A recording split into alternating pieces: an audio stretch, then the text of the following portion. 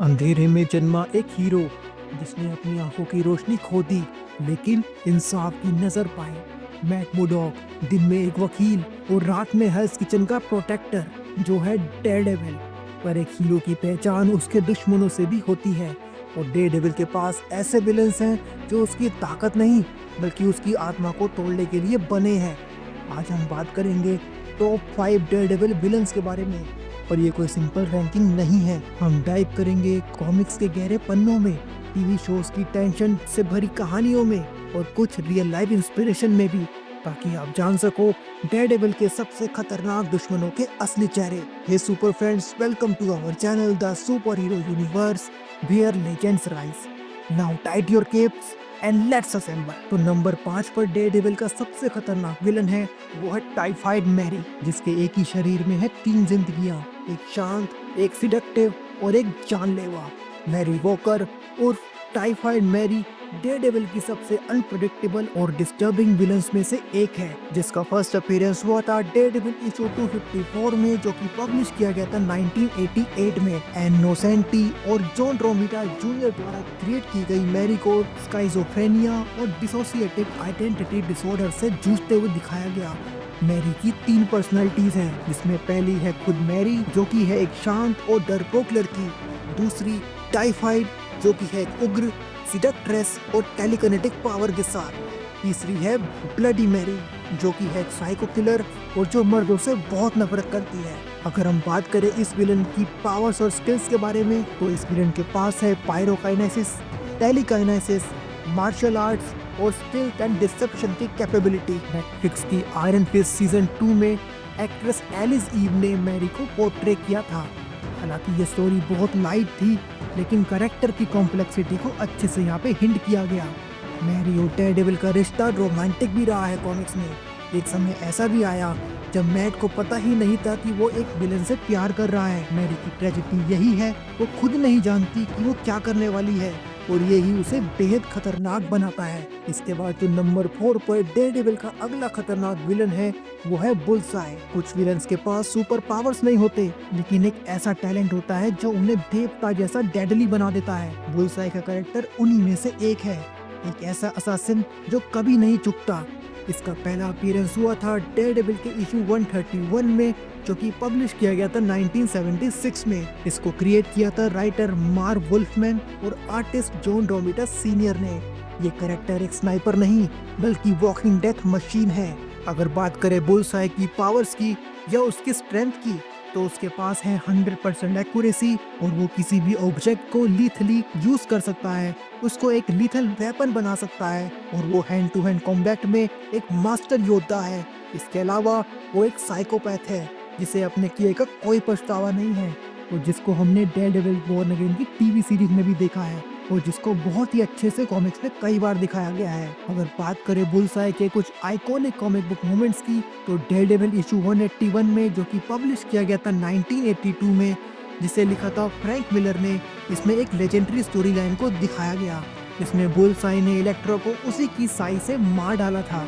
मैं डेयरडेविल का एक बहुत ही बड़ा दुश्मन है, कॉमिक्स से नहीं टीवी सीरीज में भी इन दोनों की दुश्मनी बहुत फेमस है। ये एक ऐसा दुश्मन है जो ना सिर्फ लड़ाई करता है बल्कि मैट की जिंदगी से उसके सबसे प्यारे लोगों को छीनता है। आपने डेयरडेविल बॉर्न अगेन में फोगी नेल्सन की डेथ को भी देखा होगा, जिसे बुल्सआई यानी इसी कैरेक्टर ने मारा था और जिसके बाद डेयरडेविल ने अपनी आइडेंटिटी को छोड़ दिया था।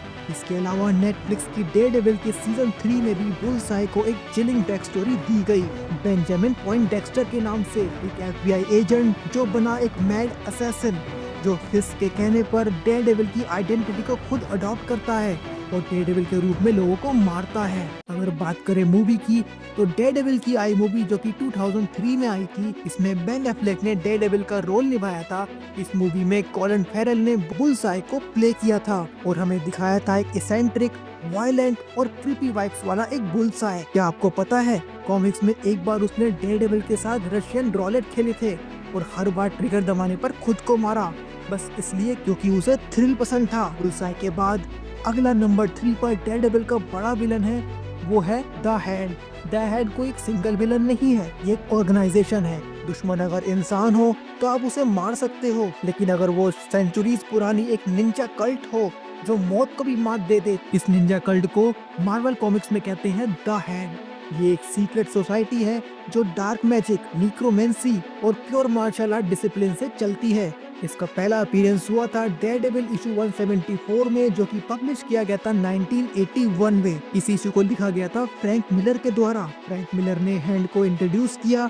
ये एक जापानीज निंजा क्लैन है जो रिजरेक्शन, डार्क रिचुअल्स और लॉयल्टी टू डेथ को मानता है। अगर बात करें कुछ पावर्स और प्रैक्टिसेस की जो द हैंड के रिगार्डिंग हमको कॉमिक्स में दिखाई गई है, तो उनमें सबसे पहली है रिजरेक्शन। उन्होंने एक बार इलेक्ट्रा को मारकर फिर से जिंदा कर दिया था कॉमिक्स में। इसके अलावा enhance strength, speed, mind control और ब्रेन वॉशिंग, साइलेंट असैसिनेशन, ये सारी कैपेबिलिटीज है द हैंड ऑर्गेनाइजेशन की। नेटफ्लिक्स की डेयरडेविल, आयरन फिस्ट और द डिफेंडर्स टीवी सीरीज में हैंड को एक शैडो ऑर्गेनाइजेशन की तरह दिखाया गया। उनके लीडर मैडम डाओ और नोबू जैसे कैरेक्टर्स ने पूरे न्यूयॉर्क को डार्क पावर से डराया।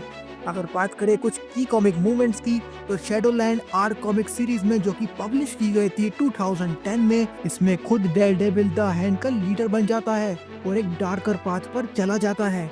ये स्टोरी लाइन हमको बताती है कि कैसे पावर और वेंजेंस एक हीरो को भी करप्ट कर सकता है। द हैंड के बाद डेयरडेविल का जो अगला सबसे खतरनाक विलन है और जिसको हमने 2 रैंकिंग दी है, वो है विल्सन फिस्क, जिसको हम जानते हैं किंगपिन के नाम से। शरीर से एक दीवार और दिमाग से एक चेस मास्टर जो है विल्सन फिस्क यानी किंगपिन। ये डेयरडेविल का सबसे पर्सनल दुश्मन है। इसका सबसे पहला अपीयरेंस हुआ था द अमेजिंग स्पाइडरमैन इशू 50 में, जो कि पब्लिश किया गया था 1967 में। लेकिन जब फ्रैंक मिलर ने उसे डेयरडेविल कॉमिक्स में उतारा और उस कॉमिक्स का नाम था डेयरडेविल इशू 170, जो कि पब्लिश की गई थी 1981 में, तब से वो मैड का एक प्राइमरी दुश्मन बन गया। अगर बात करें किंगपिन की कुछ पावर्स की, तो उसके पास है इमेंस स्ट्रेंथ, वो एक जीनियस लेवल स्ट्रेटेजिस्ट है। उसके पास बहुत बड़ा बिजनेस एम्पायर है और वो क्रिमिनल अंडरवर्ल्ड को भी साथ साथ चलाता है।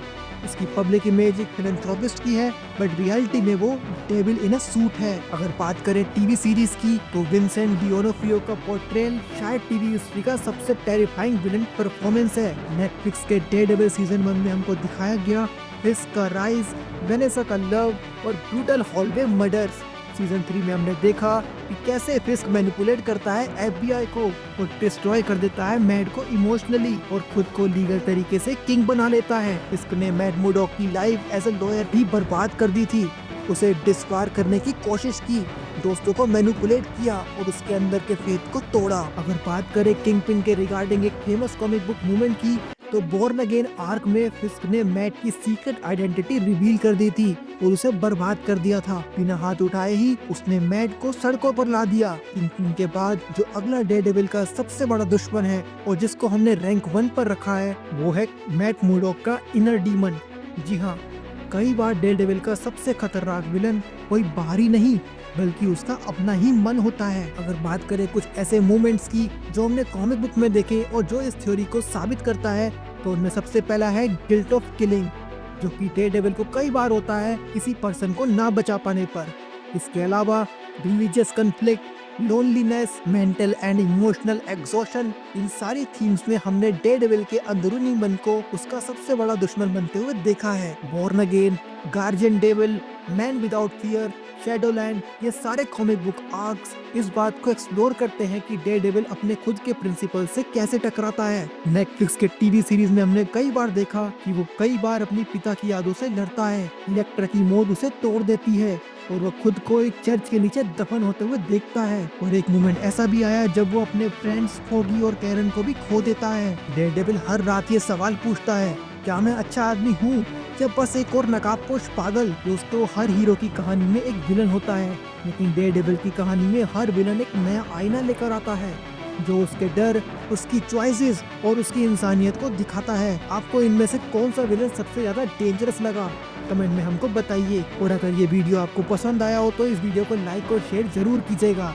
सुपर हीरो दुनिया की हर डेप्थ को एक्सप्लोर करने के लिए सब्सक्राइब कीजिए हमारे channel the super hero universe को, जहां कॉमिक पैनल से लेकर सिनेमा स्क्रीन्स तक सबका राज खुलेगा। हम मिलते हैं आपसे अगले वीडियो में, तब तक के लिए stay happy, stay super, stay heroic और हाँ, टेक केयर ऑफ योरसेल्फ।